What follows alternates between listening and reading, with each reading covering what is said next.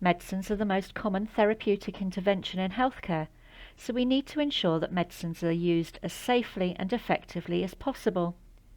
Medicines need to be correctly and appropriately prescribed by an authorized practitioner, accurately and appropriately administered, correctly controlled and recorded to prevent the loss, inappropriate access to, and misuse of medicines by patients, residents, staff, or any member of the general public.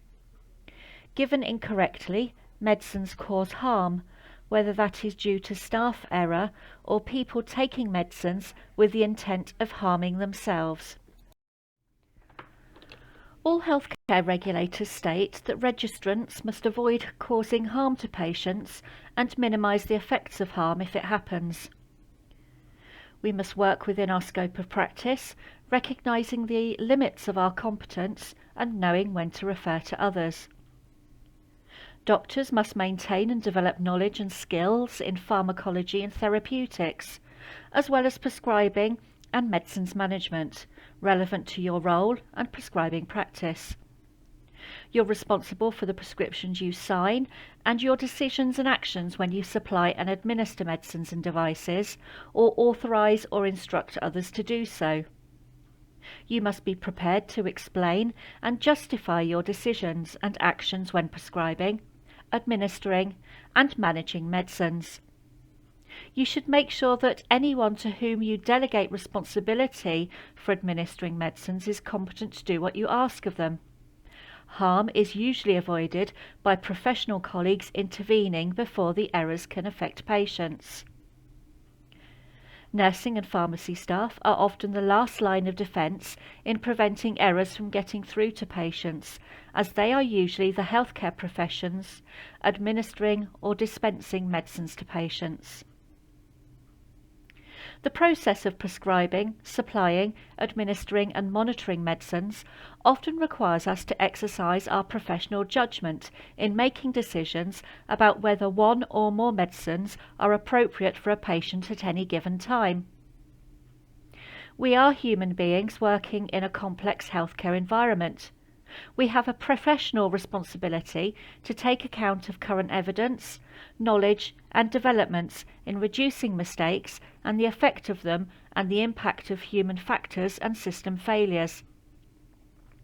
It's essential that we understand how active failures or human error and latent conditions or environmental and system factors can combine to allow errors to reach the patient. We need to be mindful of how this can happen in our own specific clinical environments and ensure that, as far as possible, our practice prevents this from happening. Failure to do so puts our patients at risk. Nurse associates are able to administer some medications within Mid-Yorks. They must undertake Medicines Management Level 2 and be assessed as competent. They can then administer medication. The caveats at the moment are they cannot administer and second check controlled drugs with another NA, however they can with an RN or RM. They cannot administer medication via an NG tube unless they work in paediatrics or neonates, and they cannot administer medication via a PGD. Intravenous medication is an extended role, and managers must apply for permission on an individual basis. 2 studies have provided some insight into the circumstances that result in medication errors. The EQUIP study looked purely at prescribing, while Seeden et al. Drew its data from pharmacists carrying out medicines reconciliation in the first 24 hours of a patient's admission to hospital. EQUIP identified that doctors relied heavily on pharmacists and nurses to identify and correct errors. Both studies showed that the grade of doctor did not change the error rate. The more experienced prescribers were just as likely to make prescribing errors as those who were less experienced.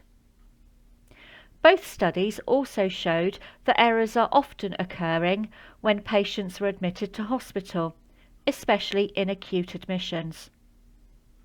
In Seed et al., 43.8% of prescription charts had errors in the prescription or administration of medicines, and the strongest predictor of error was the number of items on a prescription chart. We use the online Datix system to report errors. Mid-Yorks aims to be in the upper 25% of trusts for instant reporting. Organisations which report more incidents usually have a better and more effective safety culture. Please report even no harm and low harm incidents using Datix. Letting us know about these risks early means we can take action to avoid actual harm occurring to patients.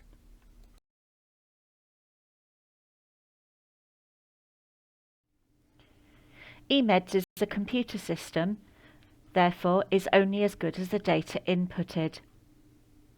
A problem which has now been resolved highlights the importance of correctly documenting the full name of any medication which patients are allergic to.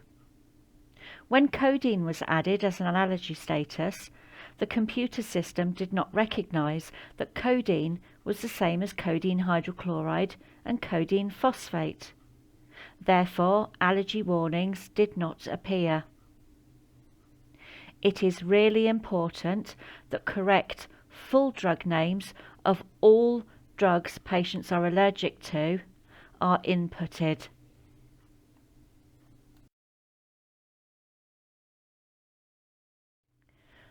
All prescriptions should be completed according to the Mid-Yorks prescribing standards. Prescribers must always write clearly in indelible black ink with the correct drug names in block capitals. All patient details need to be entered, and most importantly, a complete allergy status. Record the patient actual or estimated weight and document the VTE assessment even when the patient is low risk. Prescribers must always provide complete information, including their printed surname, signature, and a contact number for each item on the chart. Registrants must escalate any queries back to the prescribers if they're unsure about any aspect of a prescription. Prescribers must clarify the queries and rewrite the whole item if any information needs to be changed. The administration of medicines is an active event that requires professional judgment. Administration should be undertaken and recorded in a way that's clearly understood by the prescriber, pharmacist, and the practitioner administering the medication. Medicines will be administered by appropriately qualified staff against a prescription written by the responsible prescribing practitioner for a specific patient. Exceptions to this are the administration of medicines under an approved patient group direction or exemption order. All medicines administration should be documented on approved trust systems. The administration of medicines provides a valuable opportunity to explain to the patient what medicines they're taking, the reason they're receiving them, any changes that have taken place, and to ask questions about any problems the patients may be experiencing. Each item on a prescription or other direction to administer should be signed and dated by the prescriber, who should also include a printed surname and contact details. Any queries or ambiguities must be escalated back to the prescriber for clarification. It's expected that every patient admitted to Mid-Yorks hospitals will have a wristband in place, and that all staff will be aware of their responsibilities to correctly identify patients. The practitioner must check the identity of the patient against the patient's wristband before administering any medicine, and, wherever possible, verbally confirm this detail with the patient, or where appropriate, the patient's relative or carer. The details on the wristband should also be cross-checked against all inpatient prescription charts and other documentation. The administering practitioner must also confirm that each medicine is the correct one, given at the correct dose and time, and by the correct route and formulation. In January 2019, the NMC withdrew their Standards for Medicines Management document. It was replaced with two documents: Professional Guidance on the Administration of Medicines in Healthcare Settings, published jointly by the Royal Pharmaceutical Society, RPS, and the Royal College of Nursing, RCN, and Professional Guidance on the Safe and Secure Handling of Medicines, published by the RPS. The guidance is aimed at registered healthcare professionals. The principles, however, can be applied in any healthcare setting by any persons administering medicines. Organisational policies define who can administer medicines, or when appropriate, delegate the administration of medicines within a healthcare setting. This is an excellent tool to use when you're wanting to question a prescription in an assertive way. If you come across a prescription that's unusual to the norm, you can say to the prescriber, "Are you sure that's what you want? Because when I last administered this medication, the dose was different." If they come back saying that what they prescribed is correct, if you're still unsure, you can ask, "Have you checked? Because the normal regime is." If they reply that they have checked and you are still not sure, ask what the plan is so you can understand the rationale behind any unusual regime. Make sure you document this discussion with the name of the person you've checked with before you administer any medication. Allergy status is the most important piece of information on a drug chart. If medication is given to a patient and they have an allergic reaction, if the drug chart still says allergy status unknown, in a court of law there is no proof the allergy status of the patient has been discussed. Even if you ask the patient several times, if it's not on the drug chart, it didn't happen. The allergy status can be amended on the Summary tab on eMeds.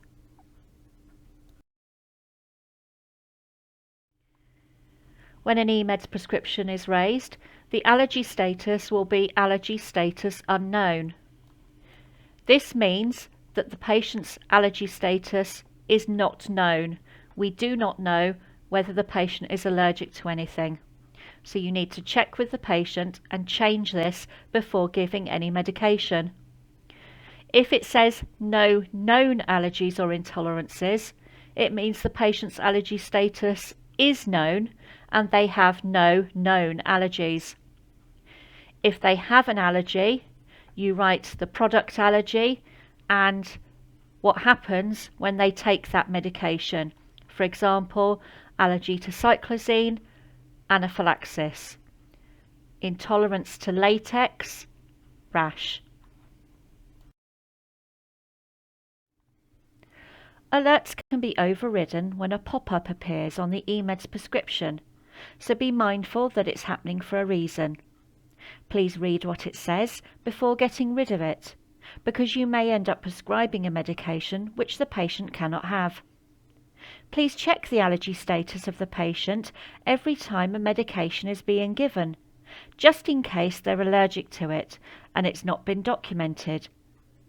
And if it hasn't been documented, you must change the eMeds or handwritten chart immediately to reflect the allergy status.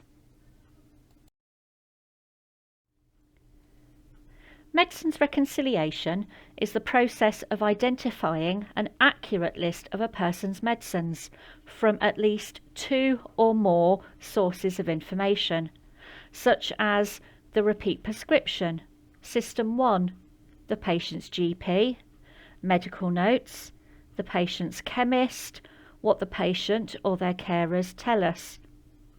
The term medicines also includes over-the-counter and complementary medicines. The list is compared with the inpatient prescription charts, and any errors, discrepancies or changes are identified, resolved and documented. The outcome is a complete and accurate list of medicines that the patient should be given at the current time.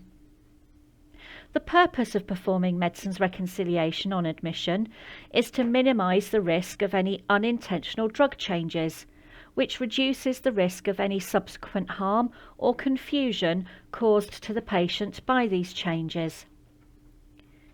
NICE guidance for medicines reconciliation states that healthcare professionals should ensure that they reconcile a list of medicines for people who are inpatients in an acute setting within 24 hours of admission.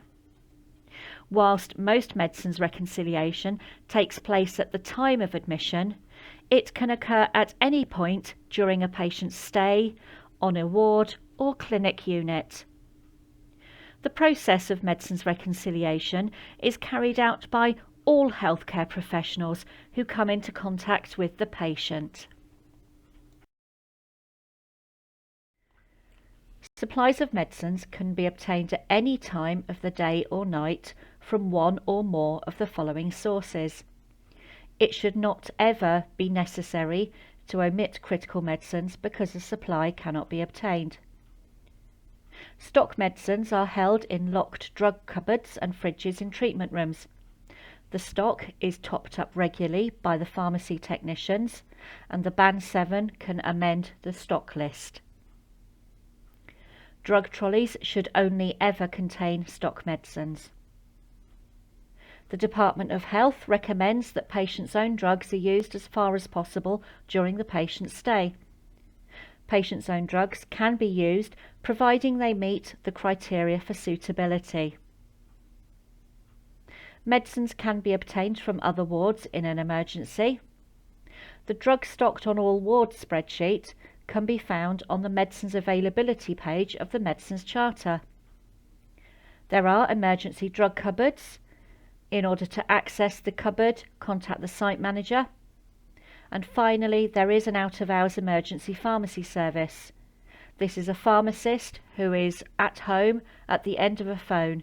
If you need to contact them, ring the site manager and they will authorise you to use this service.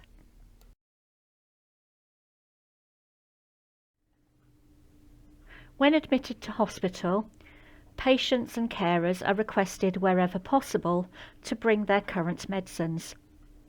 If not brought in at the time of admission, medication should be brought in by a relative or carer as soon as possible. Patients' own drugs can be used if they are the original dispensed container or packaging, so no loose tablets or capsules and no loose strips of medicines. They need to be clearly labelled with the patient's name. Unlabelled items, for example inhalers or eye drops, may be used, but the medicine must be clearly identifiable and the patient must be able to confirm the supply belongs to them. There should only be one drug in a container, so no mixed strips in a box. Tablets and capsules should have been dispensed in the last 6 months, liquids within the last month.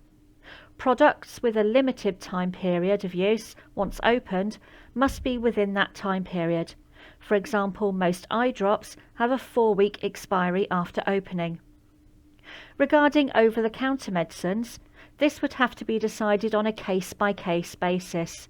The prescriber has to make the decision that the drug is required during this admission and that the drug is present and what they're prescribing is correct against what the patient's brought in. And also, if further supplies of the drug are needed, can they be obtained during the patient's stay? When drugs are ordered via pharmacy, they go onto a system called the Prescription Tracking System, or PTS. If you order a medication and it does not arrive on the ward, you can check on PTS to see whether the medication has been dispensed. Every clinical area has its own login and password, and your Band 7 or ward clerk should be able to tell you what that is. So if you log on to PTS via the My Essentials blue bars on the intranet, you can see if the order's been completed. If it has, phone dispensary to see if the medication is still there and you can send someone to pick it up. It may say that the medication order has been suspended. This means there's an issue with it. Pharmacy have tried to ring your clinical area but have not been able to get through. So ring pharmacy dispensary to find out what the issue is and try to sort this out. It may be that the medication's been delivered somewhere else, or the last ward. PTS will show you where the medication has been delivered. Sometimes patients move ward before the computer systems catch up, so it's always worth checking PTS if you can't find the medication. The most senior nurse in charge is always responsible for the safekeeping of medicines on any ward or department. Secure storage of medicines in wards and departments is according to legal requirements, and if alternative arrangements are sought, they must be approved by the Director of Pharmacy. The basic principles for the safe and secure storage of medicines are that they should always be locked away and protected by 2 levels of security. For example, this could be in locked cupboards, fridges, or drug trolleys, in a locked clean utility or treatment room. Treatment room doors should always remain locked, even when staff are working inside them. This provides maximum security and a safe environment for staff when medicine cupboards are open. Treatment room door codes must never be displayed anywhere in the ward, and the doors must never be propped open with bins or towels or left on the latch.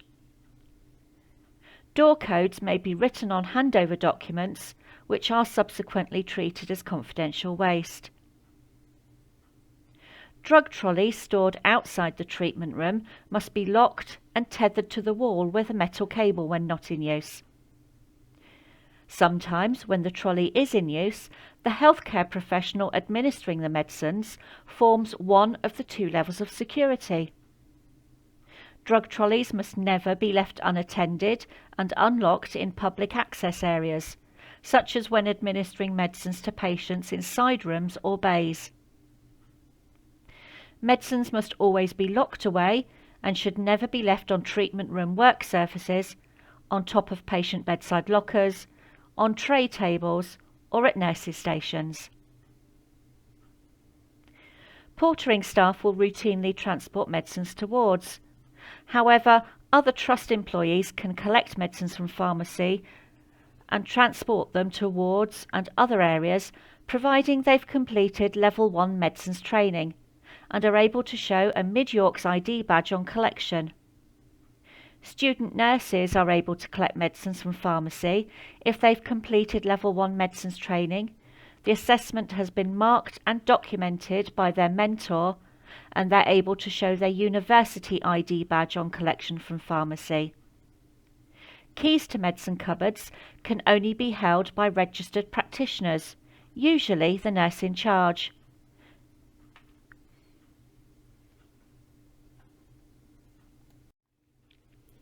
The storage of potassium-containing fluids was an issue raised by the CQC after their inspection in 2018. Please ensure the policy for the safe storage of potassium-containing fluids is being implemented in your clinical areas. Potassium fluids can be stored in the same stacker system as other IV fluids, but they must be in their own separate drawer, and that drawer must be clearly labelled. They can be in original boxes, but not on the floor. Medicines must be stored at the correct temperatures to ensure they're safe and effective. Drug fridges should be maintained between 2 and 8 degrees centigrade, and drug cupboards between 15 and 25 degrees centigrade. On most wards and departments across Mid-Yorks, medicine storage temperatures are recorded automatically by the Mobile View system. Mobile View records this information using temperature tags placed inside the fridges, cupboards and freezers. When the temperature is out of range, the tag will send an alert to Mobile View, and the operations centre will call the clinical area to advise staff of the problem. All staff must know what to do when they receive a call from the operations centre. Staff should not use the fridge door temperature display to assess the situation, but must check their medicines from the temperature tag using Mobile View. If you need more information about the system, type Mobile View or medicine storage temperatures into the search box on the intranet and click on the link to the medicine storage temperatures webpage. Depending on the circumstances, the medicines may need to be quarantined or moved to another fridge or room. You may need to contact Medicines Information when pharmacy is open for advice about whether they can be used. And you may need to call NG or estates to check the fridge is working properly or to adjust the temperature and for advice about room temperatures. The Mobile View user guide is a very easy and comprehensive guide showing how you can obtain the medicine storage temperature history for your fridge, cupboard or freezer.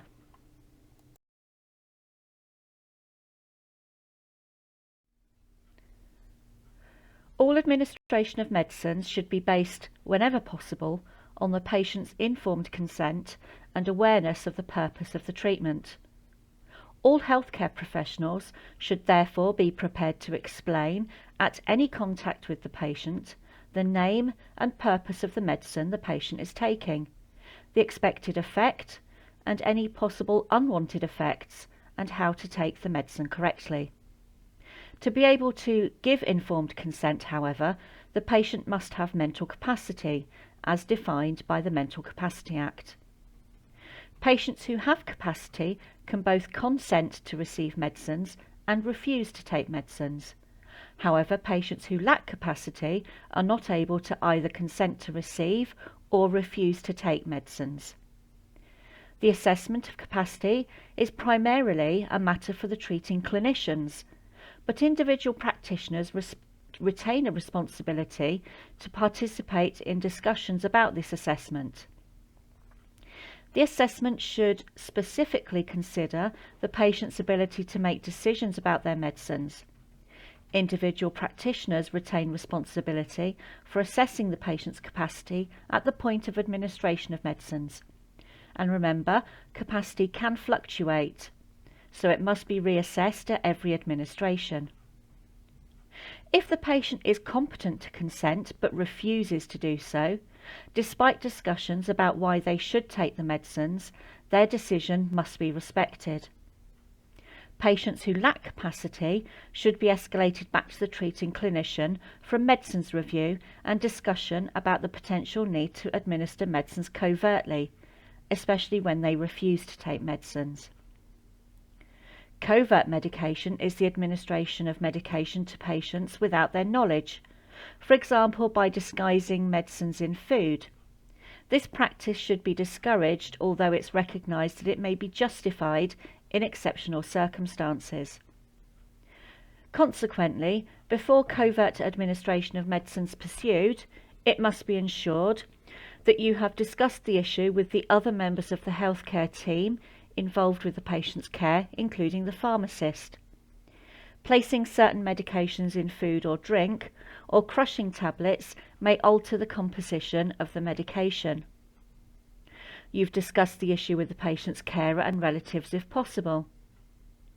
All decisions must be documented in the patient's nursing documentation, including the names of all the parties involved, and a detailed account of the disguised administration.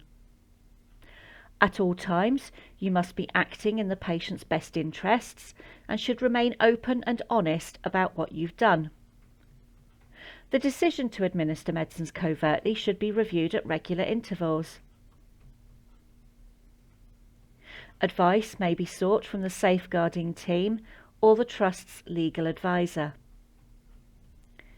Mid-Yorks have developed a set of decision support tools, a care plan document, a relatives letter, and a list of high priority medicines to assist in the decision-making process. These can be found on the Mid-Yorks intranet or by contacting the Meds Optimisation nurses. If the patient is already under a DOLS and giving medicine covertly is added to the restrictions, the patient's representative and the supervisory body must be informed. Some medicines that are prescribed for patients detained under the Mental Health Act must be administered even if this goes against the patient's wishes. These are always medicines that are used to control the symptoms of their mental health disorder. In most cases, the patient will take their treatment without any resistance, but if the patient refuses these treatments, they may be administered by covert means or under restraint if appropriate. If medicines cannot be administered despite these measures, the prescriber must be informed. The recommendation to compulsorily administer medicines will be made by a psychiatrist, usually the responsible clinician. They may not write the prescription, in which case the recommendation will be made verbally or in writing to another clinician who will write the prescription. The prescriber must identify any medicines that are to be given in this way. They should do this by highlighting the drug with a highlighter pen or a different coloured pen, or on e-meds, writing Mental Health Act alongside the prescription. The formal assessment process. There is both an emergency and long-term assessment to see if covert medication is appropriate. The doctor must assess how important it is to have each medicine. They then must prescribe the medicine in the way that it is most likely to be taken, for example, a syrup or a patch. The doctor, registrar or above signs off the authorization to administer medicines covertly, and a nurse signs to acknowledge that this is what's going to happen. If a patient has an existing covert administration of medicines plan in the community, it may be continued in the hospital if the original risk assessment is brought in and the senior medical team agree to it being continued. This, of course, will be documented in the patient's medical notes. There are many R's regarding the administration of medication. Right patient. Use good patient identification to ask open questions. For example, what's your name?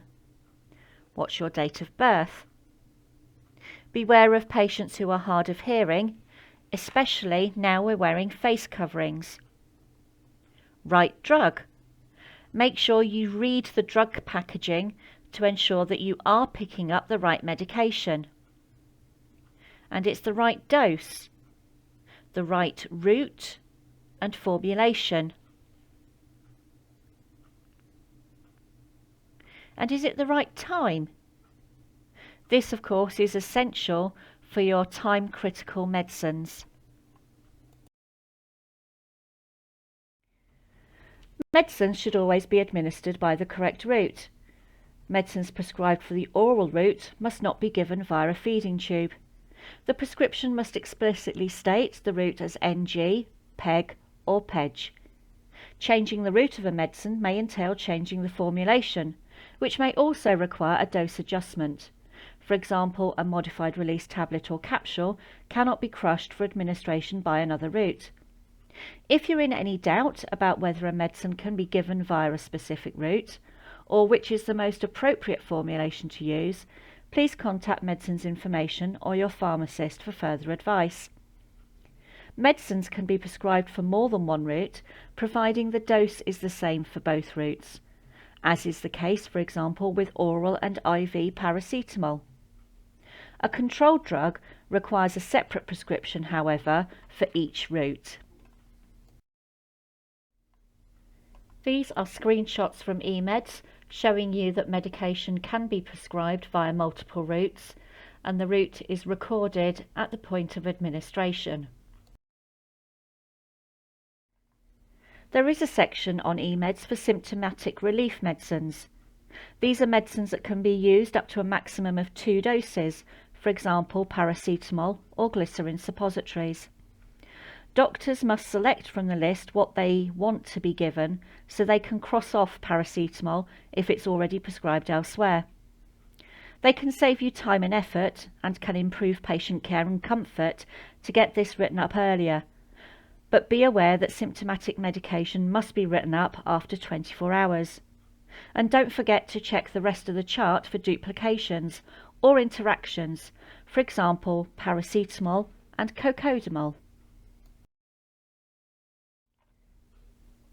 The self-administration of medicines policy applies to all trust staff involved in the prescribing, administration and storage of medicines. The policy applies to all adult patients, i.e. 18 years and above, admitted to wards of the trust. It also applies to relatives and carers of adult patients. It does not cover patients who are attending outpatients, the urgent and emergency care departments or day cases. It does not cover or permit the self-administration of controlled drugs, intravenous or intramuscular injections.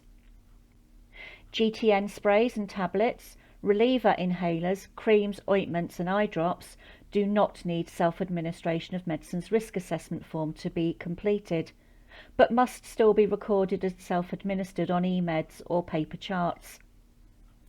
All medicines for self-administration must be prescribed and recorded on e-meds as such.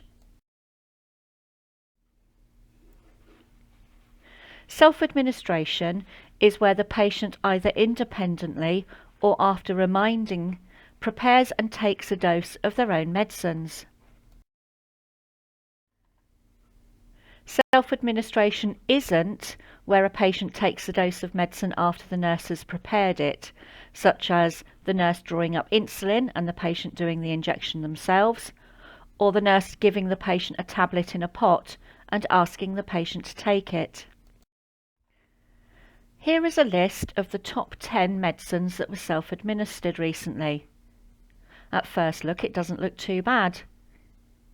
But codeine's on there, and that's a controlled drug. Have a look and see what you think.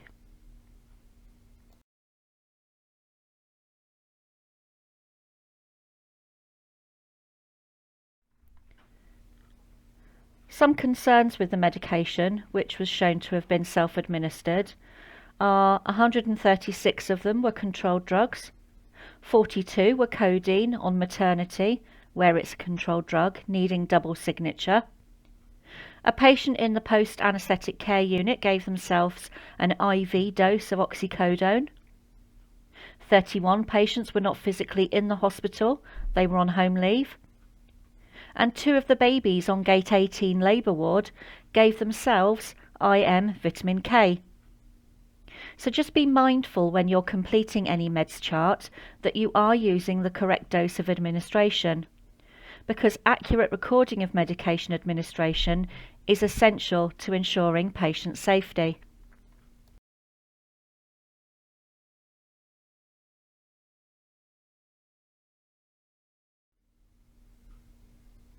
There are times when medication is administered via a patient group direction or a PGD.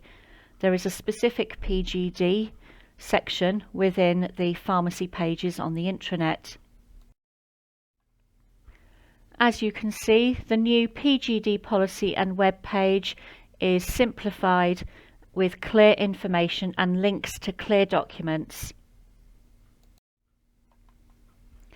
So a PGD is a specific written instruction for the supply or administration of a licensed name medicine, including vaccines, to specific groups of patients who may not be individually identified before presenting for treatment.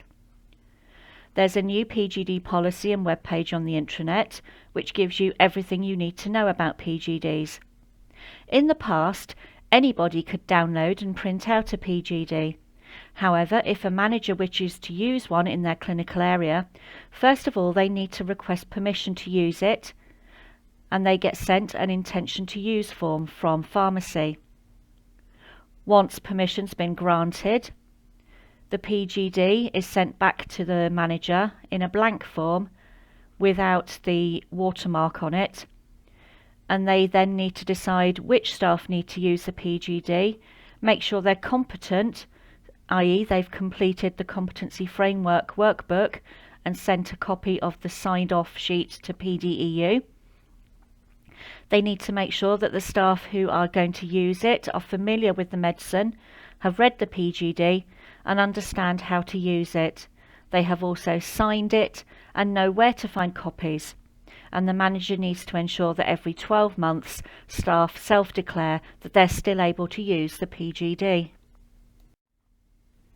Only certain registered practitioners are able to use PGDs, and in order to use them, again they need to have completed the workbook. The line manager needs to agree that they need to use the specific PGD. They need to be familiar with the medicine and the PGD conditions, have read and understood and signed it, and self-declare every 12 months and use it in line with legal regulatory body and organisational requirements. Within Mid-Yorks, peripheral intravenous cannulas in adult and paediatric patients may be flushed with 0.9% sodium chloride without a formal prescription, PGD, or administration record being made.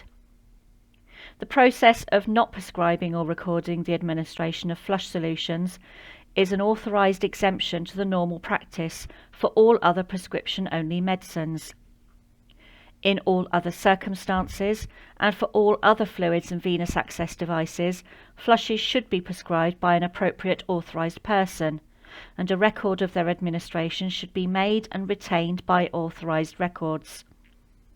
This means that a care support worker, as long as they are competent in cannulation, have completed the competency workbook and are signed off, can use a vial of normal saline and a syringe to flush a cannula once it's been inserted, as long as there are no drugs within that cannula.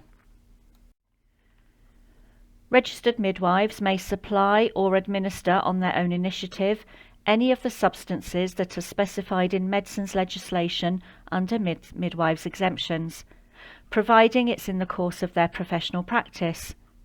They may do so without the need for a prescription or patient-specific direction from a medical practitioner.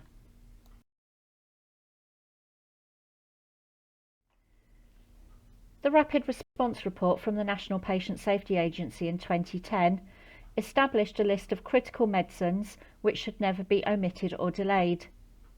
The list includes anticonvulsants.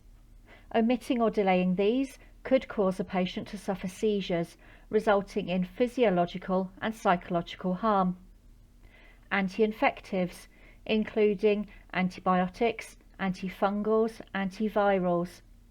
Omitting or delaying these may result in an infection progressing to sepsis, which could be fatal. Anti-diabetic medicines, especially insulin for type 1 diabetic patients. Delaying or omitting these meds can result in hospital-acquired DKA. Anti-Parkinson's medicines.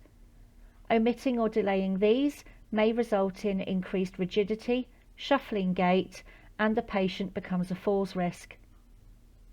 Anticoagulation. Omitting or delaying these meds may result in deep vein thromboses and pulmonary emboli. Long-time steroids and transplant medicines were recently added to the list. These are a list of medicines which must be obtained and administered to the patients without delay at any time of day or night. There are many anticoagulants, so please make sure you're aware of the names of the current ones used within Mid-Yorks.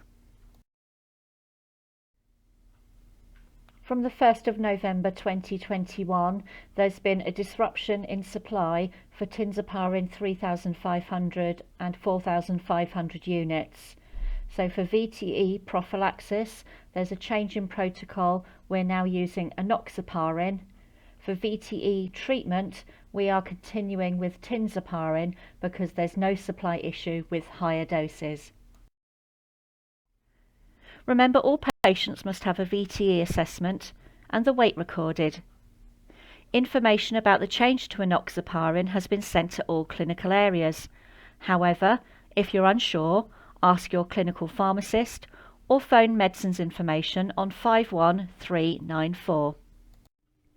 Public Health England recommends a start smart then focus approach to all antibiotic prescriptions. The Mid-York's antimicrobial prescribing guidelines can be found in the antimicrobial prescribing section of the medicines information pages on the intranet.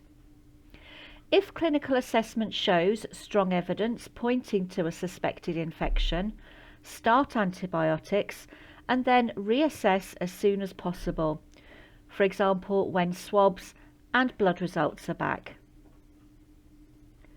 Prompt and effective antibiotic treatment should always be initiated within 1 hour of diagnosis or as soon as possible in patients with severe sepsis or life-threatening infections. A thorough drug allergy history should always be taken. It's important to confirm a patient's allergy status so that an alternative antibiotic can be offered to those patients who have allergies. However, adverse drug reactions and sensitivities to antibiotics are common and frequently result in a patient being diagnosed with a drug allergy. The inappropriate use of broad-spectrum antibiotics should be avoided.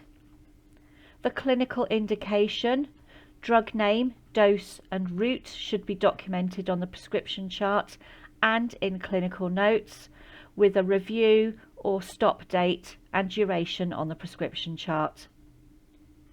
Document the exact indication rather than just saying long-term prophylaxis. In e-meds, newly prescribed antibiotics will not be available for administration after 96 hours unless clinically reviewed before this time.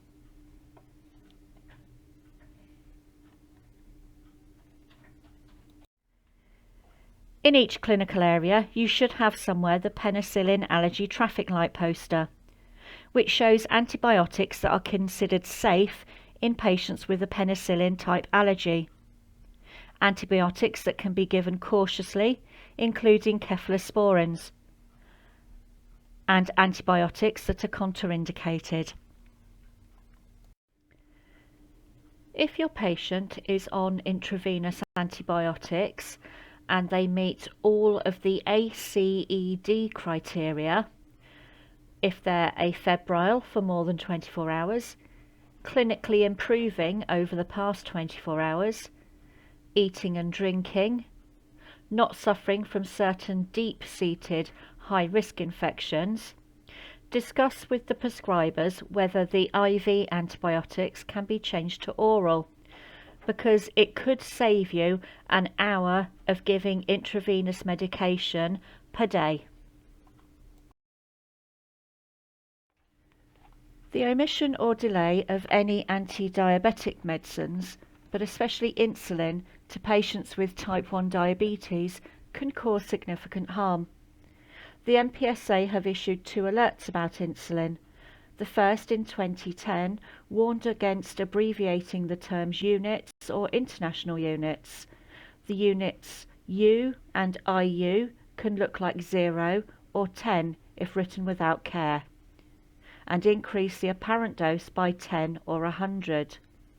It also warned that insulin must only be drawn up in syringes graduated in insulin units. More recently, the NPSA also identified the danger in drawing insulin out of insulin pens or cartridges.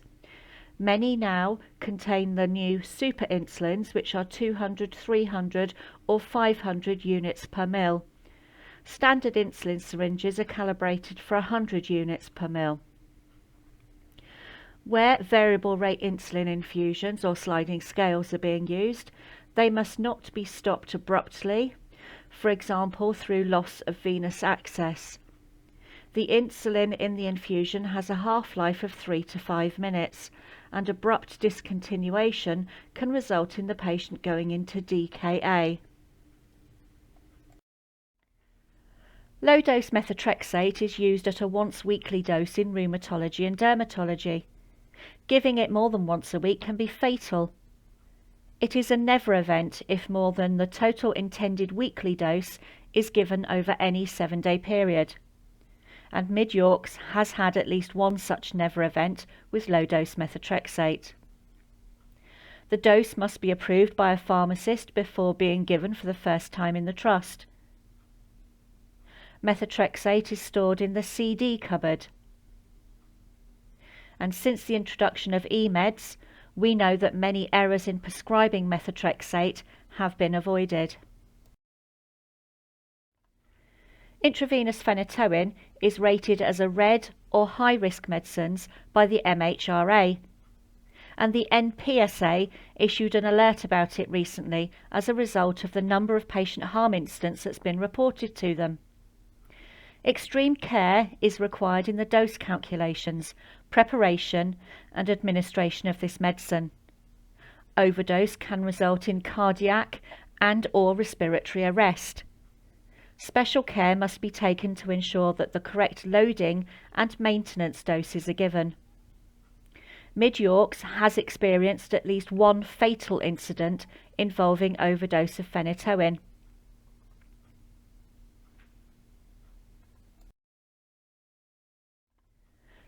Both oral and intravenous paracetamol are dose-banded for adult patients at Mid-Yorks.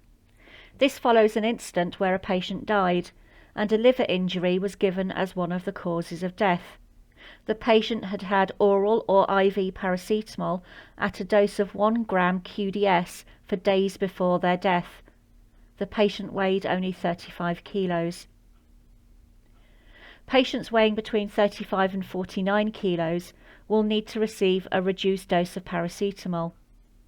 Pharmacy advice about giving paracetamol must be sought where patients weigh less than 35 kilos or have reduced liver or kidney function. For this reason, it is essential that the patient's weight is recorded on any prescription chart.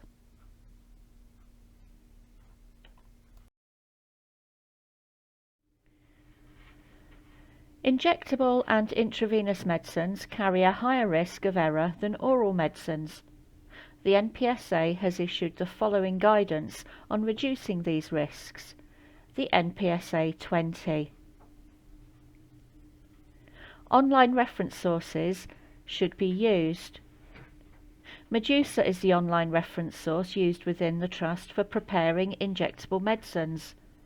It replaces the hard copy UCLH intravenous medicines book, which has not been updated since 2016. All copies of the UCLH injectable medicines book should be destroyed, as they contain out-of-date information. Medusa is available on all Trust PCs, laptops, through the Medicines Information section of the Trust intranet, and through eMeds. Pages from Medusa may be printed off for a single shift, but must be destroyed at the end of the shift. Printed copies must not be retained in treatment rooms. All syringes that leave the practitioner's hands must be labelled with the name of the drug they contain. Single-use products are for one patient only and should never be used to provide doses for more than one patient. There are medications, however, which are allowed to be given to more than one patient. For example, the BCG vaccine for babies and the COVID vaccine. Medicines must be drawn directly from their original ampule or container into syringes and then administered immediately without leaving the practitioner's hands. Or if they are to leave the practitioner's hand, the syringe must be labelled and checked before later use. Do not use open systems. Open systems include gallipots, another type of open container such as moulded plastic procedure trays. All intravenous fluids must be prescribed. However, saline flushes are now able to be given without a prescription by staff who are assessed as competent using the Peripheral Intravenous Medicines Administration Competency Framework. Unregistered staff who cannulate are also able to use a saline flush without a prescription, as long as they have been assessed as competent in this skill and the cannula has no drugs in it. Student nurses are permitted to administer IV medicines as part of their learning if all of the following criteria are met. They must be Huddersfield University students in their third year. They must have undertaken their IV theory training and have been successfully ANTT assessed in their current placement. The student must be under constant direct supervision for the whole process, from reconstituting to administration, by a member of staff who is trained and competent themselves. Remember, although student nurses can administer IV medication, they cannot second check it, so you still need a second member of staff to check the IVs. They must be supervised at all times, and remember, you cannot supervise anyone else unless you've been signed off as competent and sent your framework sign-off page back in. There may be some staff who were able to undertake the administration of IVs under direct close supervision of students. However, when they become employed by the Trust, if there's a period of time before they get their PIN, they are not now able to undertake administration of IVs, even under strict close supervision.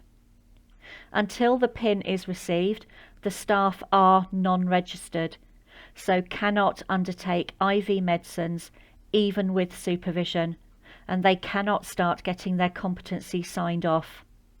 Hopefully this period of time won't be too long, because we understand it can be frustrating that staff could undertake a role last week but not this week. There is a competency framework for peripheral intravenous medicines. It's available from the print room or from the medicines optimization nurses. It consists of 13 competencies which need to be signed off for any registrant in order for them to undertake administering or even second checking any IV medicines, including plain fluids. Once all 13 competencies are signed off, the final page gets signed and copied or scanned to organisational development.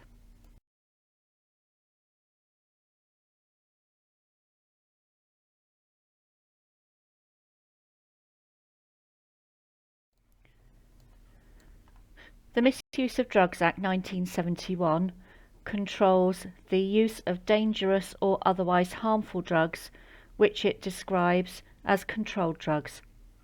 The Act imposes a total prohibition on the possession, supply, manufacture, import or export of controlled drugs, except as allowed by regulations from the Secretary of State.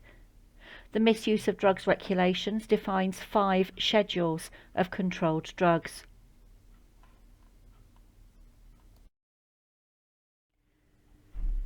The Mid-York's Controlled Drugs Accountable Officer is the Director of Pharmacy, Phil Deedy. He is responsible for all aspects of the safe and secure management of controlled drugs within the organisation. Band 7s have the responsibility for ensuring good housekeeping for all medicines stored in their clinical area, including CDs. The most senior registrant in charge of the ward or department must hold the CD keys. This is a legal responsibility, and the key must be returned to them immediately after use by another registrant. The CD key must always be kept in isolation on a separate key ring away from other keys. Loss of the CD key must be reported to pharmacy immediately and datixed. Controlled drug order books, registers and prescription pads are controlled stationery and must be stored in locked cupboards or drawers. Completed order books and registers must be retained by the ward or department for 7 years from the date of last entry.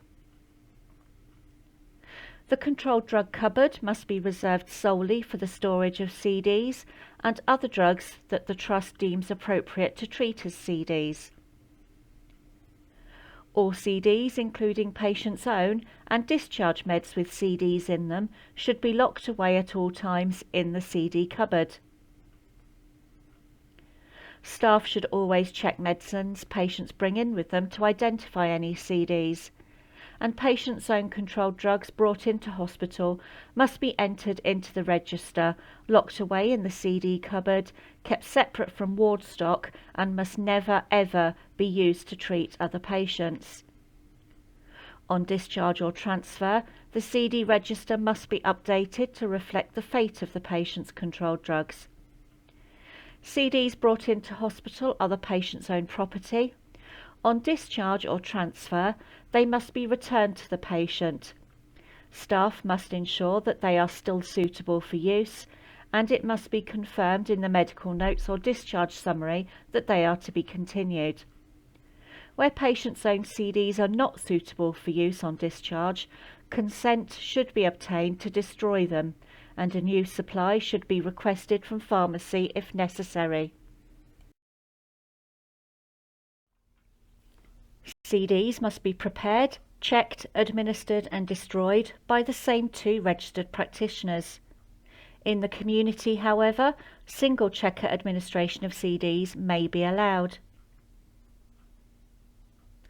The stock balance of all CDs entered into the register must be checked and reconciled with the amounts in the cupboard by 2 registered practitioners frequently. Both practitioners must be able to see both the stock and the register. A record of the check is entered on the blank pages at the back of the register, and it must state the date, time of the check and be signed by both practitioners. The registered nurse or midwife in charge of a ward or department must complete a manager's check every month. This check should be performed with another registered practitioner and recorded beneath the last entry on each page where a drug is documented. Any discrepancies between the balance in the register and the stock in the cupboard must be investigated within 1 hour of discovery by the senior nurse or healthcare professional in charge.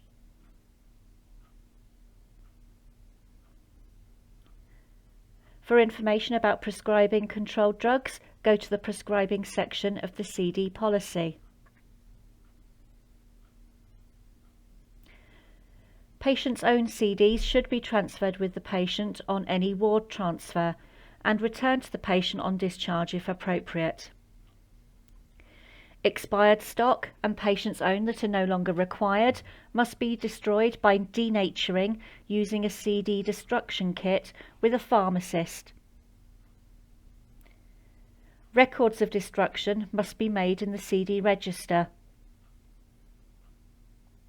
Only small amounts of CDs should be routinely destroyed on wards. For more information, see the Medicines Charter.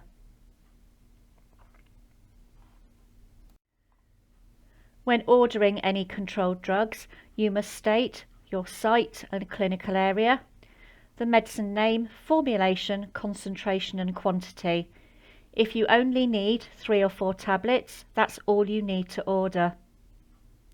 You must then sign, print, date and add your professional registration number onto the line called Ordered By.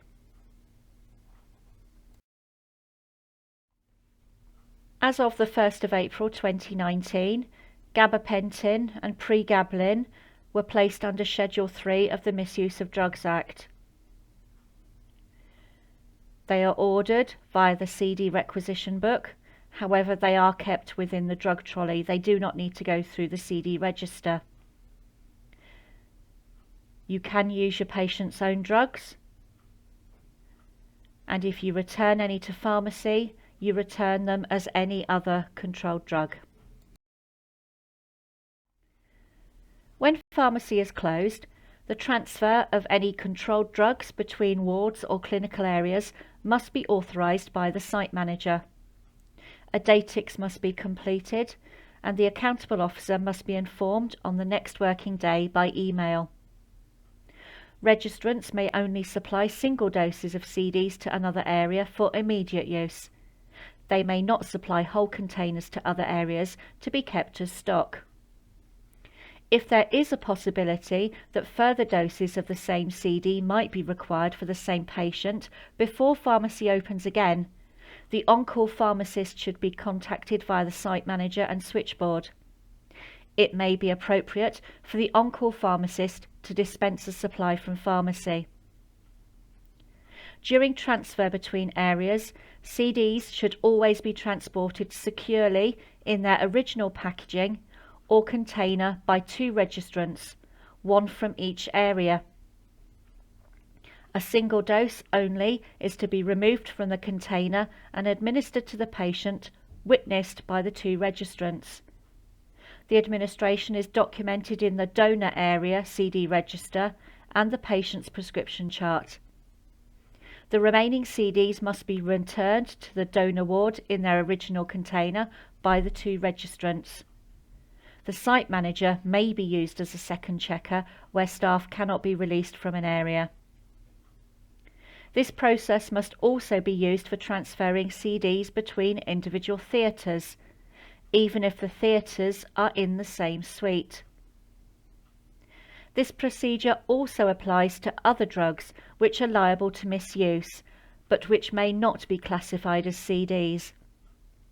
See the Medicines Charter for a list of these drugs. If you have a patient who has an opioid patch, remember when you put a new patch on, you do need to remove the old one. Apply it to dry, flat, non-inflamed, non-hairy skin. If the skin is washed beforehand, do not use soap or body butter. No more than 2 patches should be applied at the same time, regardless of patch strength. Rotate the application site. Patches must never ever be cut. And if you apply external heat to the patient, for example via an electric blanket, hot water bottle, or if a patient's got a temperature, it may increase absorption. When you remove a patch, fold the patch in half with adhesive sides inwards and discard in a sharps bin witnessed by a second nurse. If you cannot find a patch, if it's gone missing, even if it's gone into the laundry or the patient's pyjamas and you cannot find it anymore, it must be datixed as a missing controlled drug. Remember that patients that have opioid patches, sometimes the patch doesn't stay on the skin, especially at night. The MHRA have advised healthcare professionals to tell patients who are prescribed opioid patches that co-sleeping with their children is risky.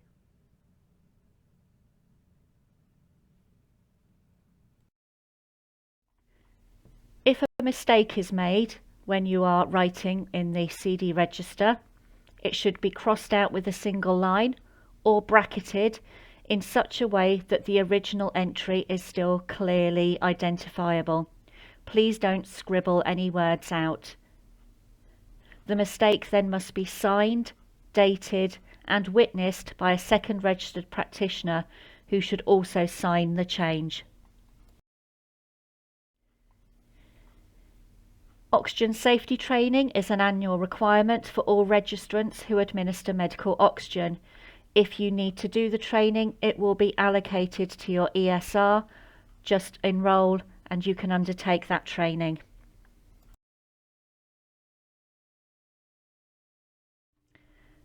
Never events are serious incidents that are wholly preventable, as guidance or safety recommendations that provide strong systemic protective barriers are available. Each never event has the potential to cause serious patient harm or death. However, serious harm or death is not required to have happened, as a result of a specific incident occurrence for that incident to be categorised as a never event. Within Mid-Yorks, there have been medication never events. They are shown in purple. A patient on intensive care was receiving strong potassium as their treatment. The ICU nurse was asked a junior doctor to re-prescribe the potassium as the drug chart was full. The doctor prescribed a bag of potassium instead of strong potassium. The nurse put up strong potassium as that was what the patient had been receiving for several days. During the next shift, another nurse noticed that the drug chart had a bag of fluid with potassium in it prescribed rather than strong potassium. The never event that has happened here is a nurse administered a medication that was no longer prescribed. It highlighted the fact that she had not looked at the drug chart, or she would have seen the error.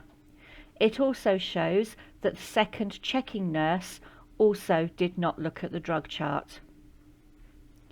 In another never event, a patient received IV Oromorph. There were no purple syringes available, so the nurse withdrew the Oromorph into a normal syringe and placed it into a blue tray. Another nurse picked up the tray, seeing a syringe containing a clear fluid, thinking it was a saline flush, and she used it to try and flush a Venflon. The patient only received a tiny amount of Oromorph. However, this highlights a few issues. Oral liquid medication must always be drawn up in purple syringes. If you run out, get some from another clinical area. All syringes should be labelled with the name of the drug, and if you do not witness a drug being drawn up, do not administer it, as you do not know what that clear liquid actually is. Healthcare professionals transferring or discharging a patient should ensure that all necessary information about the patient's medicines is accurately recorded and transferred with the patient. The discharge tab should be completed promptly. Medicines should be obtained from pharmacy, but check with the patient first to see if all the medicines prescribed are actually needed from pharmacy. See if they've got any of their own that they can use. When the TTOs arrive from pharmacy, check the medicines to see that they match what's been prescribed, and then go through the medicines with the patient or the carer so they fully understand what medicines they're on and how they are meant to take them. The PICA survey is a hospital inpatient survey carried out by the PICA organisation. It asks patients and their carers about their experiences during an inpatient stay. Mid-Yorks performs badly compared to other trusts in talking to patients about their medicines on discharge. We know that 40% of patients are non-compliant with their medicines within a month because of poor knowledge and understanding about them. We need to be getting yes to all of the PICA questions to improve medicines compliance and ensure that patients in the NHS get the most from their medicines.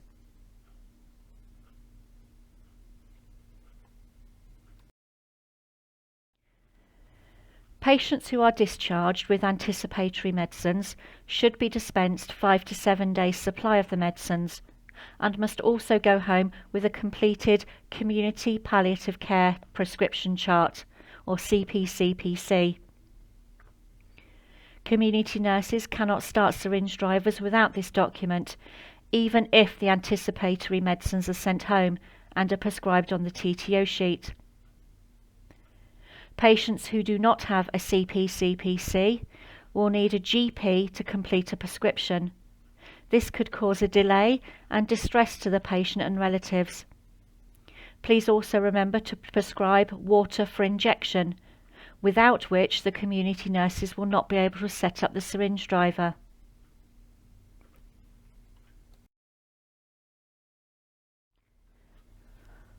On each of the 3 hospital sites in Mid Yorks, there's a Trust pharmacy and a Lloyd's pharmacy. At Pinderfields, the Trust pharmacy dispenses TTOs. Lloyd's is only used for outpatient work. At Pontefract, Lloyd's pharmacy dispenses TTOs, and at Dewsbury, Lloyd's pharmacy and the pharmacies on wheels dispense TTOs.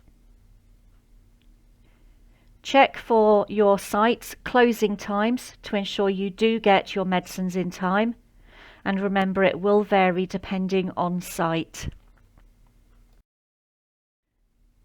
So at Pinderfields, Lloyd's only does outpatient prescriptions. Never use an outpatient prescription pad for inpatients, and at Pinderfields, Lloyd's do not do any inpatient work. On the intranet, Mast L2 software has been launched, which is a solution that allows prescribers, nurses and pharmacy staff to generate easy-to-read and understand medicines information leaflets. The leaflets are personalised for patients with their name and our Trust logo. Mast L2 software is also for the first time able to provide a way for patients who do not easily understand written English to have pictorial information, which may increase their understanding of their medicines. There is a Mast L2 reference guide from the IT Training intranet page.